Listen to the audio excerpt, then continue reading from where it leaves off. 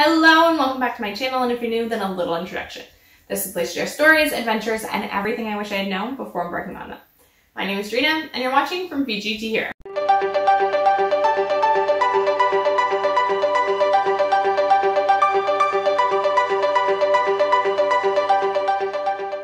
I asked you guys over on Instagram what types of videos you'd be interested in seeing, what you wanted to see more of, and a surprisingly large amount of people were more interested in our pregnancy journey. So on our pregnancy journey, I didn't exactly share much about it. In fact, by the time we had you guys caught up on our travels, the announcement video went live just a few days before she was born. That being said, I did journal and kept personal notes and videos and things like that all throughout the journey for our own sake. So that's kind of what's going to be overlaid here. So it's been a long time coming, but here we are at the start of a new series. What to know before getting Preggo. So you want to have a baby. First up, congratulations! Making that decision is a huge step in the lifelong journey. Here is everything I wish I had known about trying to conceive part of the journey. Number one, prenatal vitamins. Like all vitamins out there, there is a whole wide variety of different types for different price points. You're going to want to keep this in mind because you'll be on the vitamin for before you fall pregnant, the pregnancy, and if you choose to breastfeed, after as well. In order for a prenatal vitamin to be effective in protecting against neural tube defects, you must have been taking it for a minimum of 3 months before falling pregnant. There are actually quite a few physicians that I've spoken to that suggest that any woman of childbearing age that has the potential of falling pregnant should simply replace their multivitamin with a prenatal, because the only difference is the increase in folic acid, which is also great for your hair and nails. So, food for thought. Tip number two, ovulation. If you aren't familiar with the female menstrual cycle, it's about time you get to know your own. This includes tracking not just when you get your period, but how long it lasts on average, how many days from the start of your period to the start of your next period, and what those time frames mean. There are tons of educational videos on this matter, and I'm not a doctor, I'm not a teacher, so I'm going to allow you to look into that and speak to a medical professional if you need help with explaining that part. What I want to share is that it can take some time to find those patterns, especially if you have an irregular cycle. And I found that downloading an app helped, along with being able to track other symptoms such as your mood, breakouts, cramps, etc. Number three, time frames. Speaking of timing, take a moment to let this sink in. Most couples are able to fall pregnant within 6 months to a year. That means that it is completely normal for it to take 6 months of trying before you successfully conceive. I want this to really sink in because I know that it can be super disheartening when you're on the road of trying to conceive to get a negative test month after month. I myself had a hard time not obsessing over the matter and trying not to let it kind of take over my mind those 2 weeks between ovulation and my predicted period date.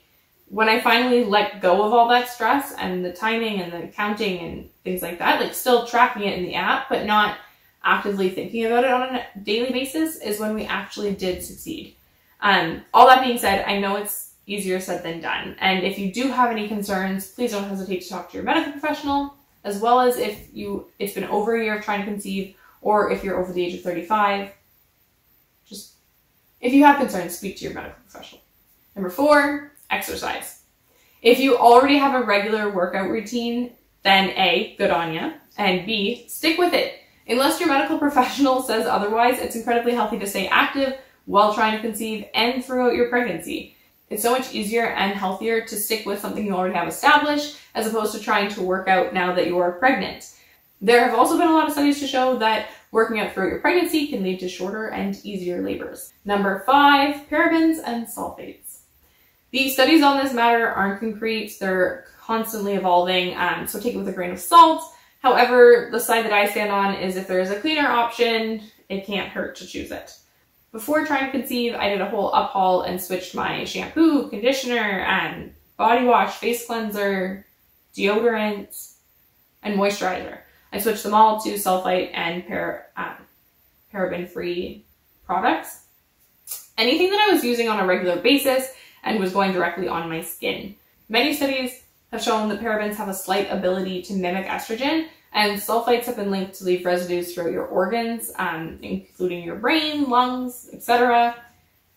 Obviously, when trying to conceive, you don't want those things to be throwing off your natural hormones.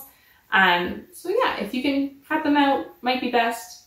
Do your own research. This is just things that I did. Number 6, testing. Yes, the glorious moment where you pee on that stick and find out if you are growing your family yet. In the commercials, you always see this woman with this fancy digital test that shows how many days or weeks pregnant she is. Her whole family's there waiting, and it's just like this big celebration.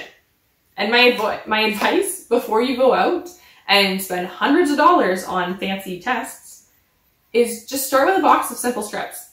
You can get a box off Amazon. They look like litmus testing strips. I think the box from Amazon is like 25 bucks, or not 25 bucks, 25 tests for like 12 bucks, I think. Remember how I said that it can take 6 months to a year of trying to conceive before you succeed?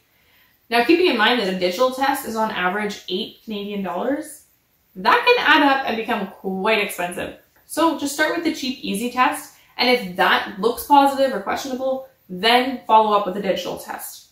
Also, as tempting as it may be to test before your period would be due, before the date your period would be due, I would advise against it. I know a lot of these digital tests nowadays are like, oh, it can test 6 days before your missed period, and like, they just keep making it sooner and sooner, and there's a lot of things that can change. Your body's going through a lot of processes. I would just really recommend to wait. It'll save yourself some money. It'll save yourself some mental stress. Yeah, that's just me. I feel like it's a longer wait, but gets you a more solid answer. That's all I'm going to cover in this video. If you have questions, do leave them down below. And we're having a whole series that comes out about this. So maybe if there's a topic that you are specifically interested in, we can do a video about that. Thank you so much for watching. And remember, life is what happens between the plans that you make. Bye, guys.